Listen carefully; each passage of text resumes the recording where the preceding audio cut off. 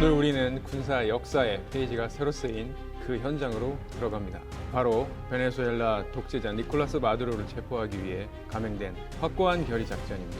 이것은 단순한 군사적 타격이 아니었습니다. 인공지능 기반의 첩보 분석, 스텔스 기술의 정점, 그리고 인간의 한계를 시험하는 특수전부대의 정밀함이 결합된 그야말로 현대판 최정밀 작전의 끝판왕이었습니다. 한 나라의 국가 원수를 잠자던 침실에서 단 4시간 만에 미 본토 구치소에 앉히기까지 전 세계가 숨죽였던 그 240분의 기록을 지금부터 디테일하게 전해드리겠습니다. 이 거대한 작전의 방아쇠는 사실 1월 3일 새벽에 당겨졌지만 사실 그 총구는 이미 6개월 전부터 마두로의 심장을 겨누고 있었습니다. 2025년 8월경 CIA의 최정예 비밀팀이 베네수엘라 카라카스 시내로 은밀히 스며들었습니다. 이들의 임무는 단순한 위치를 파악하는 것이 아니었으며 마두로가 매일 아침 어떤 브랜드의 커피를 마시는지, 그가 입는 셔츠의 질감은 무엇인지, 심지어 그가 기르는 반려동물이 몇 시에 짖는지까지 분석하는 이른바 생활 패턴의 해부가 시작된 것이죠. 여기서 궁금한 점이 있습니다. 이런 작전을 수행하기 전에 실제로 이 정도 수준까지 HVT의 모든 정보를 수집하는지, 실제로는 어느 정도로 수집을 하는지 좀 궁금한데요. 결론부터 말하면 획득하고자 하는 타겟을 예측 가능한 존재로 만드는 게 목표입니다. 언제, 어디로, 누구와 어떤 경로로 움직이는지를 다층적으로 쌓아서 그날 그 시각 그 자리에 있을 확률을 최대화하는 겁니다. 그래서 실제 현장에선 사소해 보이는 습관이 방어의 빈틈, 이동 루틴, 반응 속도 같은 걸 읽는 힌트가 되기도 합니다. 결국 POL은 어떤 확률과 리스크를 줄이기 위한 정보 수집인 거죠. 사실 이 작전에서 우리는 직접 타격, DA만 볼 것이 아니라 비정규 작전을 이해하고 집중해봐야 한다고 생각합니다. 수년 전부터 어떤 현지의 우호 세력, 내부 엘리트, 그다음에 정부 기관까지 포섭 통제 기반을 구축해왔고, 어떤 지금의 단기적 물리적 작전만 보고 갑자기 들어가서 잡았다라고 이해하면 큰 오산이라고 생각합니다. 그래서 이 메시지는 내부 엘리트나 또는 군경 정보기관을 향한 것이지 않을까 생각합니다. 그러니까 이런 거죠. 게임 끝났다, 줄 잘못 서지 마라, 지금부터 이탈하거나 버티면 대가가 크다, 좋댔다, 그런 겁니다. 그래서 다시 말해서 어떤 권력의 네트워크 붕괴와 충성 이탈을 가속시키는 심리 정치적 압박이라고 생각을 합니다. 다시 말해서 이 IW를 비정규 작전, 그 다음에 영향력 작전을 쌓아온 결과라고 봅니다. 권력 네트워크 붕괴, 내부 충성 이탈, 그 다음에 외부의 어떤 안정보장, 혹은 합의, 이 세 가지가 어느 정도 끝나지 않았다면 사실 이 정도로 공개적인 이 직접 타격 DA는 나오기 어렵지 않았나 합니다. 결론적으로는 이번 DA는 행동이라기보단 메시지다. 메시지다. 합의된 어떤 몰락을 공식화하고 내부에 이제 끝났다는 현실을 주입하는 장면, 그 자체가 사실 비정규 작전 IW의 일부였다고 봅니다. 그 정도까지 디테일하게 압박을 가해 오면서 그런 소름 끼치는 여러 가지 정보전들과 지금 통교관이 말한 그런 행동과 메시지를 보여주기 위해서 굉장히 많은 준비가 있었다고 합니다. 굉장히 소름이 끼치는데, 하지만 이 작전이 더 소름이 끼치는 이유는 작전의 기본 설계자가 사람뿐만이 아니라 또 함께 했다는 것입니다. 실리콘밸리의 국방 AI 기업 팔란티어의 플랫폼은 지난 5년간 마두로의 모든 통화 기록과 이동 경로를 해부했습니다. AI는 수조 개의 데이터를 분석을 해서 작전 당일 마두로가 미라클로레스 궁전의 어느 방, 어느 위치에 있을지 사실 90% 이상의 확률로 도출을 해냈습니다. 동시에 미국은 마두로의 목에 걸린 현상금을 기존 2,500만 달러에서 무려 5천만 달러로 우리 돈 약 700억 원으로 상향 조종하면서 그의 측근들을 뒤흔들었습니다. 이렇게 미국이 현상금을 대폭 상향 조종한 것을 보고 지난 8월 마두로가 베네수엘라 연설에서 이렇게 발언합니다. 보신 분들도 계시겠지만, 와서 날 잡아봐라, 나는 여기 미라클로레스 궁전에서 기다리겠다, 늦지 마라 겁쟁아 라고 트럼프와 직접적으로 강력하게 그런 연설에서 소리를 당당하게 칩니다. 이것도 쇼 같아.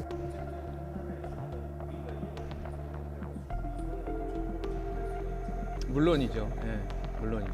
그래서 이제 진짜 저희가 어떻게 예상할 수는 없긴 하지만 제 개인적인 생각으로는 벌써 합의된 상황이었다. 안 죽일 테니까 지금 잡히면 안 죽이겠다. 사실 델타 포스가 그거 못 죽였겠어요? 정치적으로 이제 죽였을 때는 큰 어떤 이슈와 문제점들이 분명히 있으니까 생포를 해온 거겠지만 그러지 않았을까. 하나의 또 우리가 보는 이거는 말 그대로 결과인 거지 그 과정은 우리가 알지 못하는 그 과정들이 벌써 답은 정해져 있는 상태에서 보여진 연극이지 않았나. 사실 이 작전이 실행되기 수개월 전부터 이미 미국은 사실상 마약선으로 의심되는 모든 선박들을 납포를 한다던가 그런 것들의 규제나 강화를 굉장히 심하게 해왔어요. 그래서 아마 마두로도 다가오고 있다라는 것쯤은 느꼈겠지만 그런 것들이 정세적으로 그리고 외국의 저 미디어를 통해서 계속 밖으로 뻗으면서 자기의 국가 안에서의 힘이 약해지는 걸 스스로 느꼈을 거예요. 그렇기 때문에 더 미국에게 당당하게 그렇게 소리를 지르고 겁 안 나? 잡으러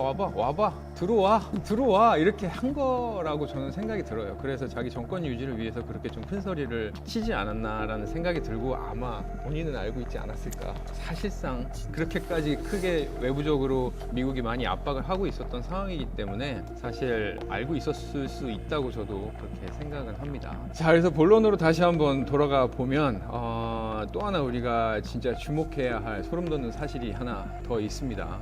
미군이 이 작전을 얼마나 치밀하게 그리고 광기에 가까울 정도로 철저하게 준비를 했는지 보여주는 대목인데요. 바로 노스캐롤라이나에 있는 미군 기지 포트 리버티의 깊은 숲속에서의 일입니다.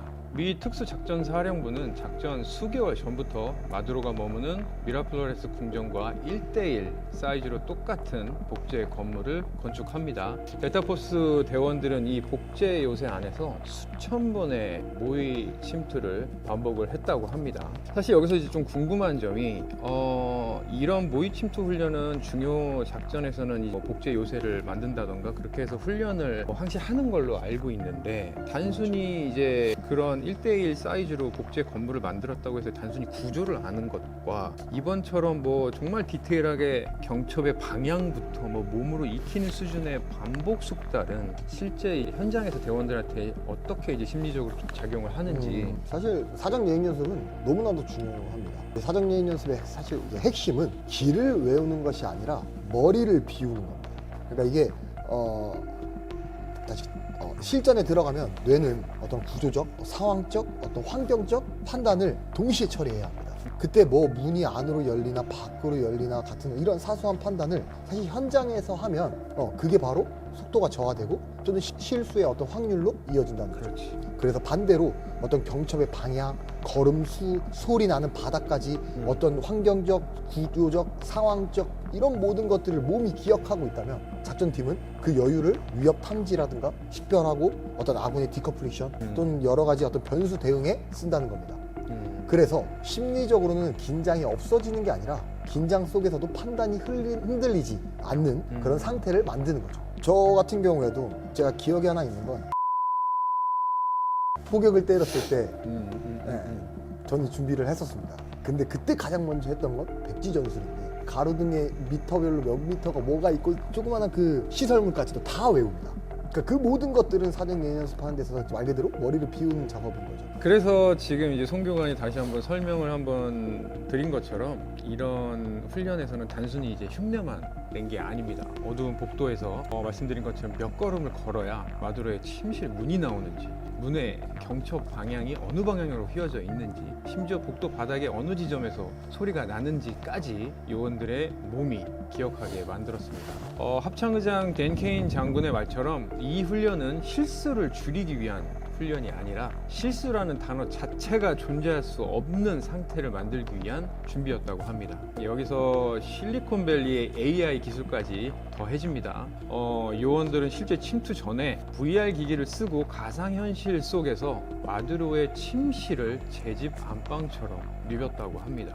마두로가 연설에서 뭐 올 테면 와봐라 라고 호기롭게 외치고 있을 때 미군 요원들은 이미 그의 침대 머리 맡까지 가는 길을 눈 감고도 외우고 있었던 셈입니다.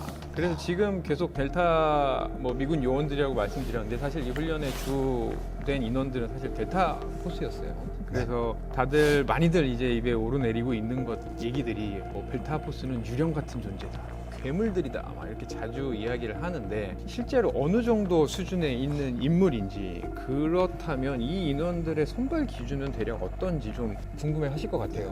좀 전에 말씀드렸다시피 델타포스는 유령이다 유령이다. 얘기하지 않습니까? 저도 알기에 있습니까? 일단 뭐 너무나도 진짜 상상조차 하지 못하는 어떤 그런 조직이고 전 세계가 너무나도 인정하는데 사실 델타포스는 흔히 말하는 이제 우리가 티어 1 어떤 특수 임무 조직으로 알려져 있고 세부는 당연히 대부분 비공개입니다. 다만 공개적으로 이야기할 수 있는 범위에서 말하면 선발 과정에서 신인을 뽑는 게 아니라 이미 검증된 베테랑 중에서 뽑는다는 거죠. 이미 어느 정도 갖춰진 인원들 안에서 다시 그쵸? 한번. 네. 그래서 한 팟캐스트에서 이 레인저 출신이 얘기한 게 있어요. 이 레인저 상위 1%도 델타의 그 테스트에서 많이 떨어진다라고 말했습니다. 레인저조차도. 네. 진짜 제가 레인저 얼마나 리스펙하는데. 체력부터 해가지고 그 판단, 어떤 무기 조작 능력부터 해가지고 저는 이제 연합훈련 하면서 느꼈지만 진짜 괴물이거든요, 괴물. 근데 이 팟캐스트에서 이 레인저 출신 분이 하는 얘기는 그 상위 1%도 델타 테스트에서 많이 떨어진다라고 직접 얘기를 했었습니다. 그래서 뭐 델타가 그러니까 이제 단순히 어떤 체력이나 사격으로만 뽑는 조직이 아니라는 걸 보여준다고 생각합니다. 그래서 델타 선발은 공개적으로 알려진 것만 봐도 탈락률이 매우 높고 어떤 압박 상황에서의 판단력, 어떤 독립적인 문제 해결, 그 다음에 팀 기준을 끝까지 유지하는 능력을 되게 강하게 본다고 합니다. 그러니까 사실 제가 나온 부대가 대한민국에서 티어 1인데 사실 선발 과정은 델타처럼 이미 검증된 베테랑 중에서 뽑는 게 아니라 신인을 뽑기도 합니다. 저 역시 후보생에서 신인으로서의 어떤 바로 선발되어서 부대 의원이 됐지만 제 출신 부대가 사실 더 발전하기 위해서는 이 선발 과정부터 저는 제한적이지 않는 범위 내에서 검증된 인원을 뽑는 것이 저는 맞다라고 개인적인 생각이 들더라고요. 그래서 다시 돌아와서 그래서 델타포스는 상상할 수 없는 역량이라는 표현도 저는 과장이 아니라고 생각을 합니다. 실제로 전직 어떤 델타 대원의 지휘관들의 인터뷰나 회고에서 공통으로 나오는 메시지가 델타는 어떤 기술보다 표준, 멘탈, 임무 수행의 일관성에서 차원이 다르다라는 거거든요. 그리고 사실 최근에 제가 가장 웃긴 소리를 하나 들은 게 있어요. 누가 자기가 델타보다 사격을 잘한다고 얘기를 들은 적이 있는데 너무 재밌는 말이라고 봅니다. 델타는 결코 누구도 가볍게 말할 수 있는 대상이 아니라고 저는 생각합니다. 절대 아니라고 저도 생각이 들고.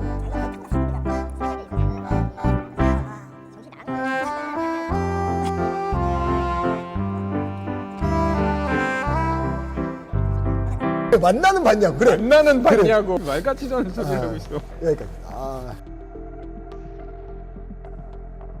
드디어 결전의 날이 밝았습니다. 작전의 시작은 1월 2일 밤 22시 46분 마로라고 리조트에서 보고를 받던 트럼프 대통령이 짧게 내뱉은 한마디에서 시작되었습니다. 트럼프 대통령의 명령이 떨어지기가 무섭게 마로라고의 암호화된 통신망은 뜨겁게 달아올랐습니다. 명령은 곧바로 버지니아의 펜타곤과 플로리다의 남부 사령부를 거쳐서 북미와 남미 대륙 곳곳에 흩어져 있는 20여 개의 미군 기지로 번개처럼 전파가 되었습니다. 그리고 미 남부 사령부 관할구역 20여 개 기지에서 F-22 랩터와 F-35 스텔스기를 포함한 150대 이상의 강철새들이 밤 하늘을 뒤덮기 시작합니다. 그리고 1월 3일 새벽 2시경 카라카스 시내 특정 지역의 모든 불빛이 마법처럼 일시적으로 사라집니다. 미 사이버 사령부가 파악해둔 전력망의 취약점을 공격해서 완전한 블랙아웃을 만든 것이죠. 적들이 암흑 속에서 혼란에 빠진 틈을 타서 레이더에 잡히지 않는 스텔스 헬기인 사일런트 호크들이 지면을 스쳐 날아 미라클로레스 궁전 인근의 델타포스 대원들을 쏟아내기 시작을 합니다. 방금 말씀드렸듯이 작전 개시와 동시에 이제 타겟 지역 전체를 암흑으로 만들었다고 말씀을 드렸습니다. 암흑 상황에서는 타겟은 당황하게 되고 우리는 야간 투시경으로 일방적인 시야를 확보했을 때 사실 이 시각적 우위가 교전 속도나 생존율에 어느 정도 절대적으로 영향을 미치는지. 시각적 우위는 그냥 잘 보인다 수준이 아니라 먼저 보고 먼저 판단하고 먼저 쏘는 권리를 가져오는 겁니다. 그래서 상대가 어떤 이런 암흑에서 방향 감각을 잃는 순간 우리는 이 우다루프라고 하죠. 관찰, 그리고 판단, 결심, 이 행동, 이 우다루프를 한 바퀴 이상 앞서게 되는 거죠. 그게 어떤 교전 속도에 그게 교전 속도와 생존율에 큰 영향을 줍니다. 하지만 MBG를 운용한 정황도 작전은 장비만 있으면 되는 영역이 아니라는 점입니다. MBG는 그냥 집어들고 바로 쓰는 장비가 아니라 어떤 전문 교육이 필수이고 처음에 오히려 업무 부하, 어떤 멘탈 업로드가 증가한다고 명확히 이야기합니다. 또 한 가지 중요한 점은 이제는 우리가 밤을 독점한다라고 말하긴 어렵습니다. 상대도 MBG, 열상, IR 신호라든가 그런 것들을 이제 가지고 있고 그걸 가지고 훈련을 하고 있습니다. 게다가 상대가 만약에 강한 빛, 플라드, 서치라이트 모드 등을 의도적으로 사용한다면 MBG 영상의 어떤 블룸, 번짐이죠. 또는 헤일로 뭉개지면서 어떤 표적 식별과 어떤 조준이 순간적으로 무력화될 수 있다는 겁니다. 그래서 정답은 이겁니다. 우세는 절대가 아니라 그 조건을 만들어내는 게 실력이란 거죠. 네, 그래서 PPL을 하나 하자면 저희 태그에서는 이 MBG 운용에 대한 어떤 사격 및 CQB에 대한 교육 프로세스가 있습니다. 그래서 나이트 컴뱃 과정이 있고요. 나이트 컴뱃 저희 교육을 오시면 확실하게 어떤 MBG에 대한 운용 절차, 그리고 어떤 모멘텀을 가지고 있는 어떤 그 상황적 판단들, 구조적 판단들을 훈련할 수 있습니다. 네. 당장 다음 주 토요일 날 나이트 컴뱃 슈팅이 있고요. 그 다음 주 토요일 날 나이트 컴뱃 2가 있습니다. 그건 이제 CQB 교육이 있는데 신청하십시오.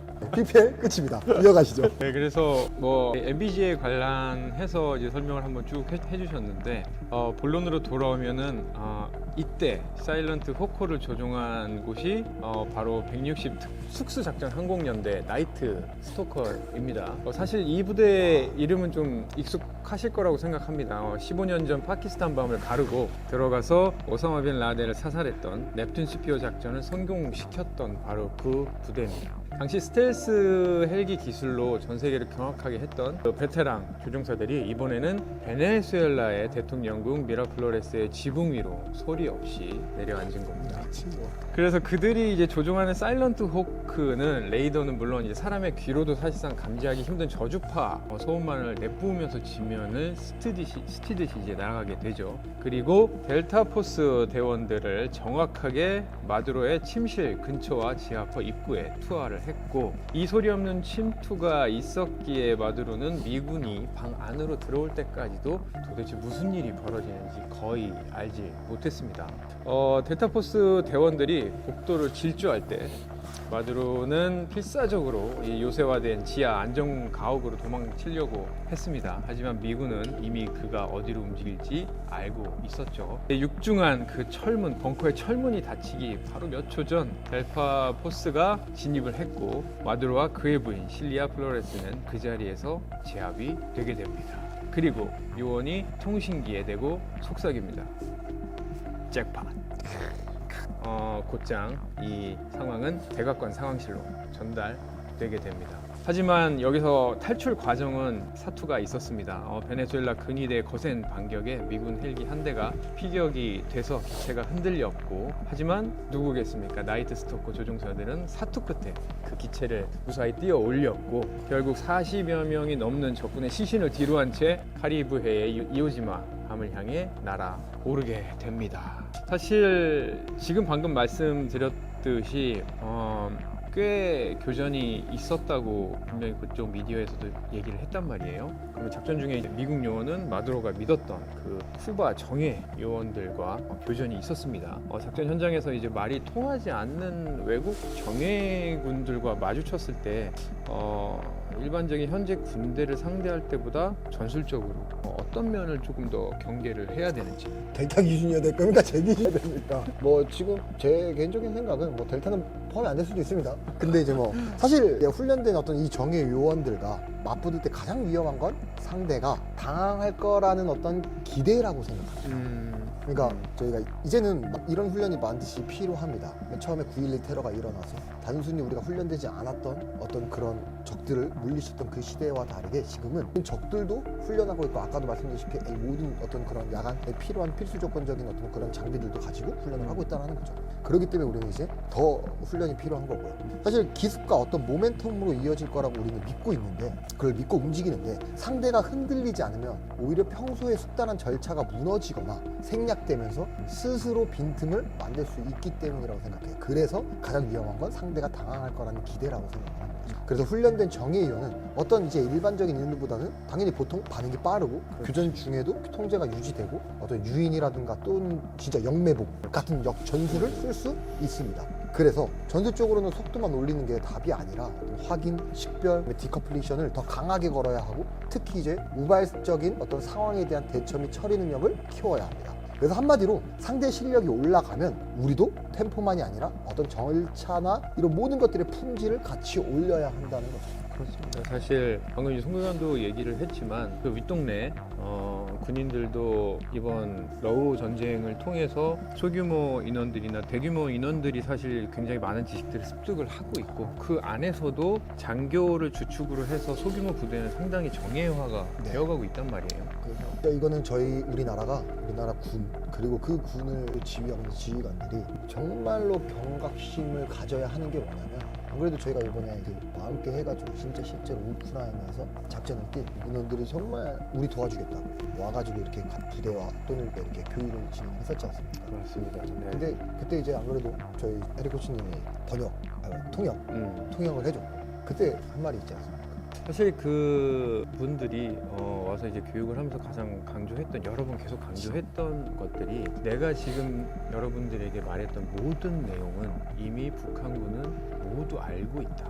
그리고 실제로 해가고 있고 계속 본인들이 업그레이드를 통해서 지식을 쌓아가고 있다. 그거를 반드시 명심을 해야 된다라고 말을 했습니다. 그래서 그 말을 듣고 사실상 그쪽에서 이제 교육을 받던 분들도 웃음기가 싹 사라졌죠, 사실상. 진짜 중요한 겁니다.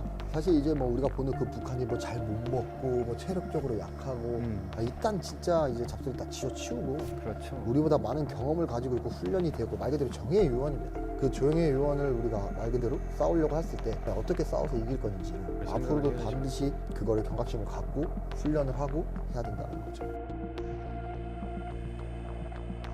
이 작전에 투입된 전력은 인류 군사 기술의 총 집합체였습니다. 지상의 창인 델타포스, 외곽 차단을 맡은 제75 레인저 연대, 해안을 장악한 네이비실이 한 몸처럼 함께 움직였습니다. 하늘에서는 안드릴의 레티스 AI 시스템이 모든 지상 위협을 자율적으로 식별하면서 아군을 보호했습니다. 공격은 사실 무자비할 정도로 정밀했습니다. 미라플로레스 궁전과 국방부의 두뇌인 푸에르타 티우나 기지는 정밀 폭격으로 무력화가 됐습니다. 하지만 미국은 전후 복구를 고려해서 국영 석유 기업의 핵심 시설은 건드리지 않은 치밀한 계산을 보여주었습니다. 여기서 이제 여러 가지 말들이 많이 나오는데 이 부분은 조금 생략을 하도록 하겠습니다. 왜냐하면 이 석유에 관련된 이야기를 하기 시작하면 또 이것도 한나절 해야 되기 때문에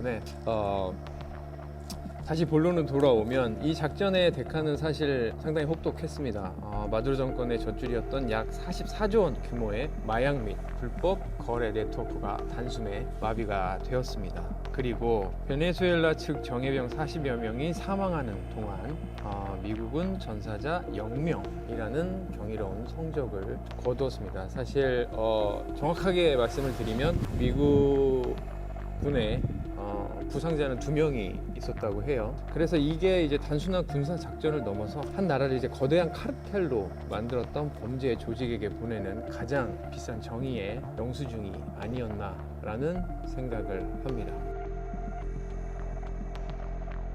현장에서 마두로와 함께 체포돼서 나란히 수갑을 찬 여성, 바로 영부인 실리아 플로레스입니다.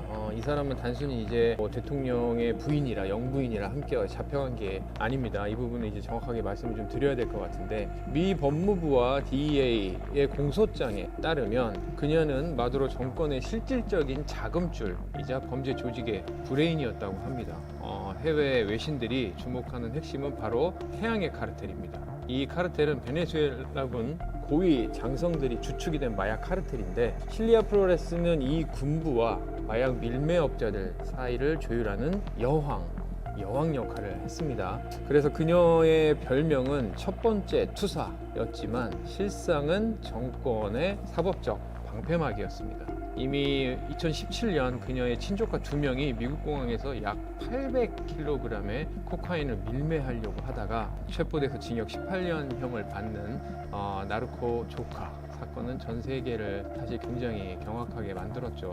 그래서 이제 미 연방 검찰의 보도자료에 따르면 플로레스는 정권의 권력을 이용해서 마약 운반 경로를 확보를 해주고 그 대가로 받은 수조 원의 검은 돈을 해외 유령 회사를 통해서 이제 세탁을 해왔습니다. 미국이 마두로 정권 자체를 정통성이 있는 이제 정부가 아닌 국가의 형태를 띤 범죄 조직, 나르코 스테이트로 규정을 한 결정적인 이유가 바로 여기에 있습니다. 그래서 이제 체포 당시에 이게 뭐 단순한 정치적 망명이 아니라 형사범으로 체포를 했기 때문에 작전 당일에 이제 드타포스는 그녀에게도 예외 없이 스페인어로 미란다 원칙을 고지하고 수갑을 채우게 됩니다. 그래서 이제 부부가 나란히 압송되는 이 장면은 한 국가를 사유화해서 범죄 도구로 사용한 독재 권력이 맞이할 수 있는 가장 비참하고 상징적인 결말이었다고 생각을 합니다. 교전이 이제 벌어지는 긴박한 그 현장에서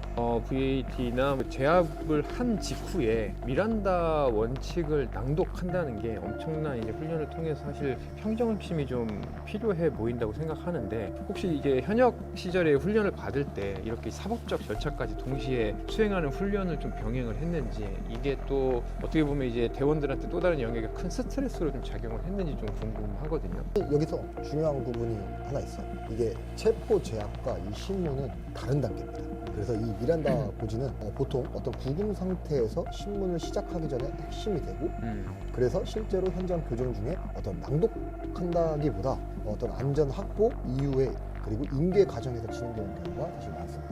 그래서 특수작전이든 법 집행이든 우리 형사 사법 절차로 끌고 갈 계획이라면 그 순간부터는 전투만이 아니라 증거, 절차, 권리, 고지가 작전 성공의 일부가 되는 거죠. 그래서 부담이죠. 네, 어떤 개인 재량이 아니라 SOP로 표준화해서 생각 안 해도 나오게 그렇게 하려는 합니다. 항상 이제 송교관이 강조하는 부분이죠. 특히나 CQB 할 때는 이거를 생각을 하는 순간 늦는다. 그래서 모든 것들은 생각 안 해도 나올 수 있게 훈련을 하는 게 답이다. 그렇죠. 이 상황적 판단하는 것도 거기에 뇌를 써야 되는데, 그렇지. 지금 내가 여기에서 어떤 기술을 써야지 하고 뇌를 굴리는 순간 너무 되졌다는 거죠. 그렇습니다. 네.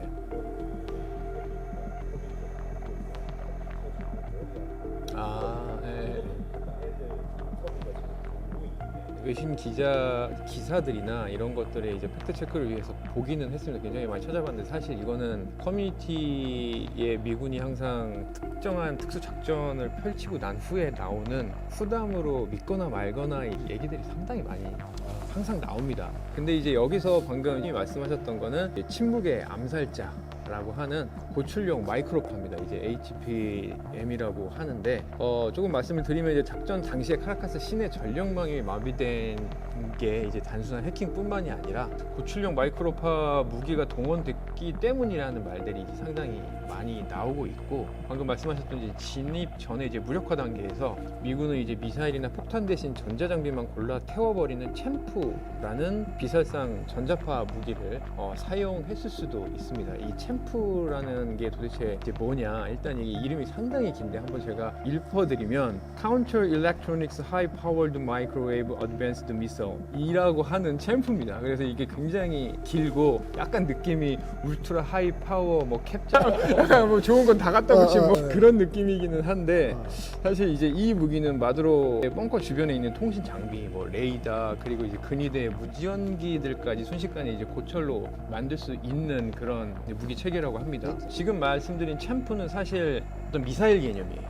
그래서 미사일이 뭐 폭발을 한다거나 그 스트럭처를 완전히 무너뜨린다거나 그런 게 아니고 떨어지는 그 국소 지점만 완전히 모든 전자장비를 다운을 시키는 거죠. 그래서 사실상 이해를 하기 편하기 위해서는 뭐 EMP라고 생각을 할 수가 있는데 EMP와는 조금 더 다른 방식의 이제 공격 체계고, 이제 진입 후에 이제 제압 단계에서 좀 전에 이제 PD님이 말씀하셨던 이제 델타포스가 건물로 이제 진입할 때 적들이 막 방향 감각을 상실하거나 구토를 한 그런 것들은 이제 능동거부 시스템이라고 해서 액티브 데나이얼 시스템이라고 해서 ADS라고 한다고 해요. 그래서 이제 유사한 소형 전자파 발생 장치를 사용했다는 증언도 있기는 합니다만, 뭐 사실 이거는 팩트로 확정이 됐다기보다는 떠도는 믿거나 말거나의 얘기고, 그래서 이제 마두로가 총 한 번 쏴보지 못하고 벙커 입구에서 멍하게 잡힌 이유도 이 전자파 무기에 의해서 일시적으로 이제 뇌의 평행 감각이 마비됐기 때문이지 않겠느냐 하는 말들이 계속 커뮤니티에 지금도 많이 떠돌고 있고, 또 그걸 가지고 또 밈도 만들고 영상도 많이 만들고 있는 것 같아요. 그리고 제일 이제 재밌었던 게, 이것도 팩트로 확인된 건 아니지만 이런 무기를 어떤 뭐 능동거부 시스템을 사용했기 때문에 마두로가 델타 포스들을 딱 마주치고 그들에게 했던 첫 번째 말이 뭔지 아십니까? 해피 뉴 이어. 아우, 새해 복 많이 받으세요 라고 했다고 해요.